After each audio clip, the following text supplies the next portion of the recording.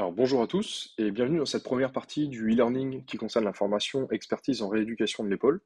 Sur cette première partie, nous allons surtout aborder l'anatomie fonctionnelle de l'épaule et dans la deuxième partie, on parlera un petit peu plus de pathologie pour que vous ayez des prérequis en arrivant à la formation. Pour faire un état des lieux sur les douleurs d'épaule, la douleur d'épaule, c'est quelque chose qui est assez fréquent quand on regarde au niveau des données épidémiologiques. On sait qu'à peu près 70% de la population mondiale vivra une douleur d'épaule au cours de sa vie, que 15 à 50% des adultes vont souffrir de douleurs d'épaule dans l'année, et que 50% de ces patients peuvent rapporter des symptômes persistants à 6 mois. On sait finalement que la douleur d'épaule, c'est quelque chose qui est normal, comme le fait de souffrir d'une lombalgie ou d'être affecté par des affections virales, et que finalement, on devrait traiter ces douleurs d'épaule comme on le ferait pour une affection virale assez simple. Donc rassurer les patients sur le pronostic à court ou moyen terme, être empathique, être compréhensif, donner des conseils et des options d'intervention, éventuellement surveiller s'il y a des signes de gravité, leur dire de rester actifs.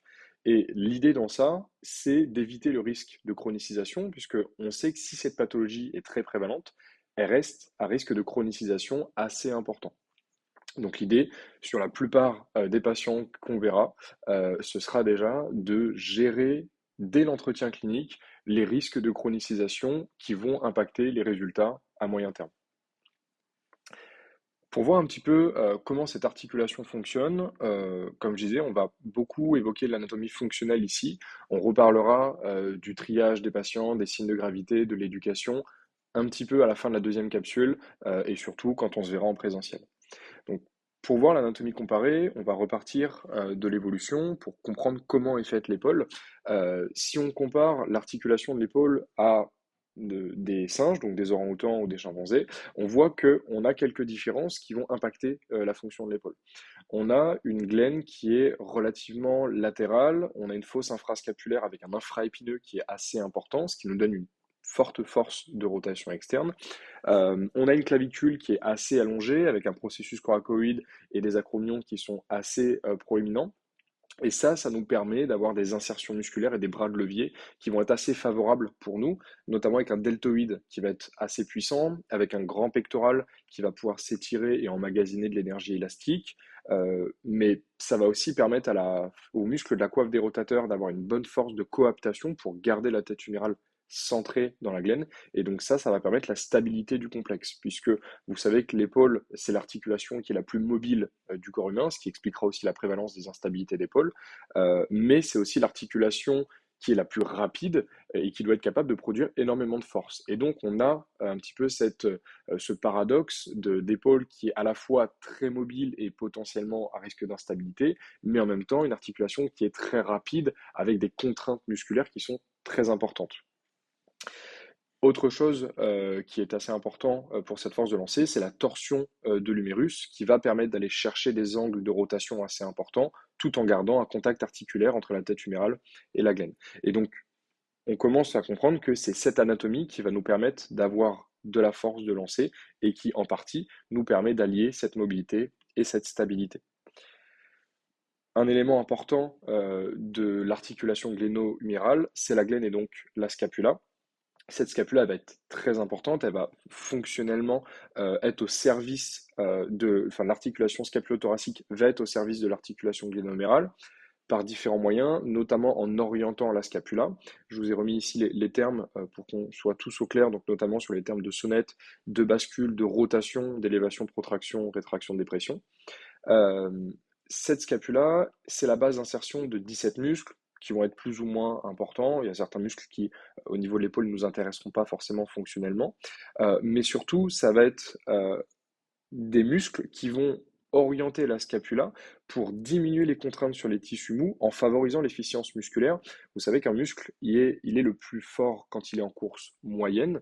Et donc, un des rôles de la sonnette latérale, notamment, qui va être le mouvement le plus important au niveau de l'épaule, ça va être de faire en sorte que les muscles soient toujours le plus proche possible de leur course moyenne pour être le plus efficient possible.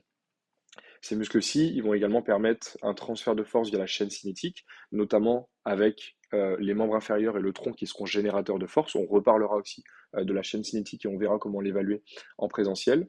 Et puis, ces mouvements scapulaires, ils ont aussi pour rôle d'orienter la tête humérale en la gardant assez loin de l'acromion pour ouvrir l'espace sous-acromial et limiter ce fameux phénomène de conflit sous-acromial dont on parlera dans la seconde partie de ce e-learning.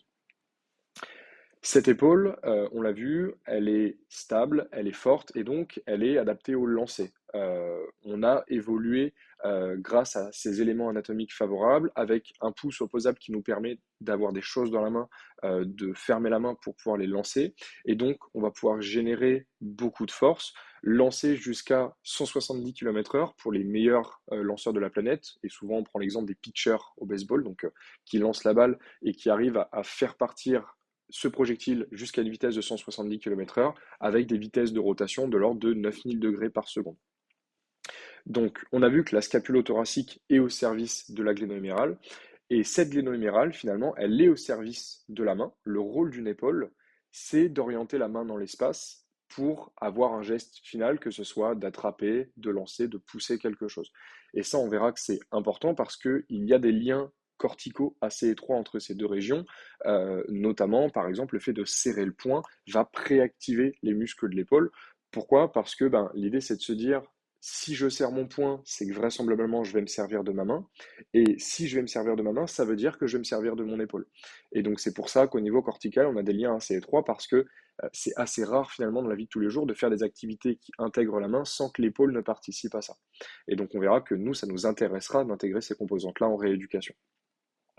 Et donc si cette épaule, elle est adaptée au lancer, on va voir que nécessairement, on est moins bon pour d'autres activités, et notamment l'élévation, qui va constituer un facteur de risque de douleur d'épaule.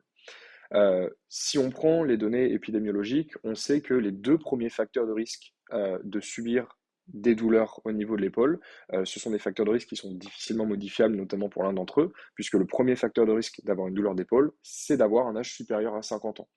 Le deuxième facteur de risque, c'est le fait de souffrir de diabète. Donc effectivement, c'est modifiable par la prévention et les règles hygiéno-diététiques qu'on peut conseiller aux patients pour éviter de développer un diabète, notamment un diabète de type 2. Par contre, une fois que ce diabète est présent, qu'il soit contrôlé ou non, géré ou non, c'est un facteur de risque de douleur d'épaule, même s'il est stable. Et donc, le troisième facteur de risque de souffrir de douleur d'épaule, c'est le fait d'avoir des activités répétées au-delà de 90 degrés d'élévation. Alors, quand on dit ça, l'idée c'est de se dire, on va aller regarder un petit peu comment ça se passe chez les humains qui grimpent le plus. Et donc, les humains qui grimpent le plus, ce sont les grimpeurs de haut niveau, ceux qui pratiquent de l'escalade. Et effectivement, quand on regarde les données chez des grimpeurs, on retrouve pas mal de modifications tissulaires, donc des tendinopathies, que ce soit de la coiffe ou du long biceps, des affections des bourses, on reparlera de ces structures-là, des affections du labrum, du cartilage, de l'articulation acromioclaviculaire. Sauf que toutes ces lésions qu'on retrouve, ce sont chez des grimpeurs qui sont complètement asymptomatiques et qui en plus ont une élévation antérieure qui est significativement augmentée. Et donc là, on peut l'analyser de différentes manières. L'idée, c'est de se dire que déjà, les modifications qu'on va avoir au niveau des tissus n'ont pas de relation linéaire avec la longueur, et ça, avec la douleur, pardon, et ça, on en reparlera longuement au cours de la formation. Euh, L'idée, c'est aussi de se dire que si ce sont des sportifs, vraisemblablement, ils ont l'habitude d'entraîner leur épaule de manière assez régulière, et finalement, ils ont développé des capacités d'adaptation. Et donc, je vous ai mis ce schéma qui est assez connu au niveau de la droite de l'écran, qui est tiré de la clinique du coureur et qui montre bien que si on applique au niveau de l'épaule un stress qui est suffisant pour créer des adaptations, mais pas trop important pour dépasser cette capacité maximale d'adaptation, on va avoir des processus de mécanotransduction, de bioplasticité qui vont permettre au tissu de s'adapter.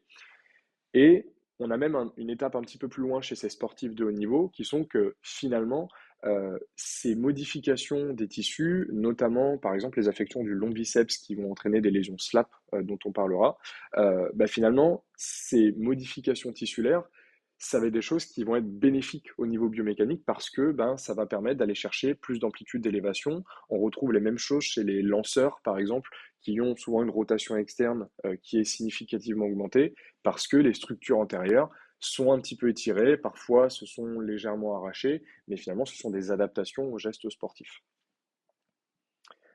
Donc ça, ce sont des choses qu'il va falloir aller voir quand on va regarder les mouvements du patient. Je vous ai mis cette diapositive-là qui sera la première diapositive de la formation en présentiel. On commencera par voir les évaluations au niveau de l'épaule. Donc je vous ai remis tout ce qu'on regardera. On regardera donc là ce dont je viens de vous parler, c'est de la mobilité active. On regardera pas mal d'autres choses. On commencera généralement par simplement observer le patient, éventuellement par palper, chercher des signes de gravité si jamais il y en a, évaluer les plaintes du patient. Et on regardera aussi au niveau de la scapula, dont j'ai commencé à parler. Je le détaille un petit peu dans les learning parce qu'on passera moins de temps dessus en présentiel. Donc l'idée, c'est déjà de vous donner pas mal d'informations sur ça. Donc l'observation scapulaire, elle sera importante, mais ça ne devra pas être un axe principal de notre observation. Et souvent, on a tendance à, par exemple, commencer par observer le rythme scapulo-huméral. Donc de chercher si la scapula part bien au bon moment, s'il y a bien une symétrie entre les deux côtés. Donc, je vous ai remis les rythmes scapulo-huméraux qui sont les plus souvent retrouvés. Donc, le rythme scapulo-huméral et notamment la sonnette latérale, c'est quelque chose qu'on va énormément retrouver sur le mouvement d'élévation et sur le mouvement d'abduction.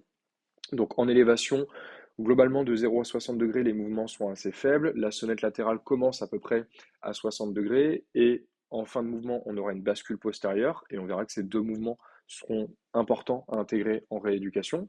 Le bras de levier dans les deux cas sera le plus important à 90 degrés, donc c'est là qu'il y aura le plus de contraintes, notamment au niveau de la coiffe pour stabiliser l'articulation.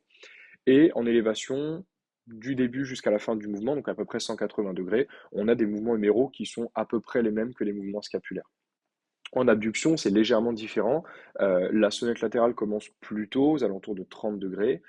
On a toujours ce mouvement de sonnette latérale qui est le mouvement le plus important au niveau de la scapula et cette bascule postérieure en fin d'amplitude. Toujours notre bras de levier important à 90 degrés et des mouvements huméraux qui, cette fois-ci, sont un petit peu plus importants que les mouvements scapulaires. Ça, ce sont vraiment des grandes idées et l'idée, c'est de comprendre que il n'y a pas de mouvement parfait, il n'y a pas de mouvement qui serait la moyenne, on va dire, qui correspondra à tous les patients. Donc, ce ne sont que des grandes idées et ces rythmes scapulo-huméraux, ils vont être influencés par pas mal de facteurs, que ça soit l'anatomie du patient, la musculature, la douleur. On sait que le patient va bouger un petit peu différemment avec la douleur. Donc, l'idée, c'est d'avoir conscience que ces rythmes-ci, c'est intéressant d'aller les voir, et on va voir notamment si jamais on suspecte des affections neurologiques, mais c'est pas la peine de chercher une perfection sur ces mouvements-ci. Donc, il y a cette classification-là qui a été proposée cette année par Solenguin et Philippe Collin, qui est finalement de différencier les dyskinésies selon différents groupes, notamment les trois premiers groupes A, B et C, qui vont être pour deux d'entre eux liés à des affections neurologiques, je vais vous montrer des exemples juste après, ou à des raideurs finalement post-traumatiques.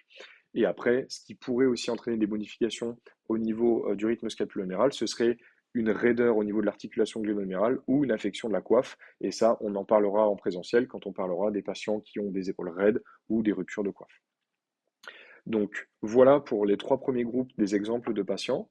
Je vais mis cette première patiente qui a une atteinte du nerf thoracique long et donc qui a un déficit assez important de dentelé antérieur.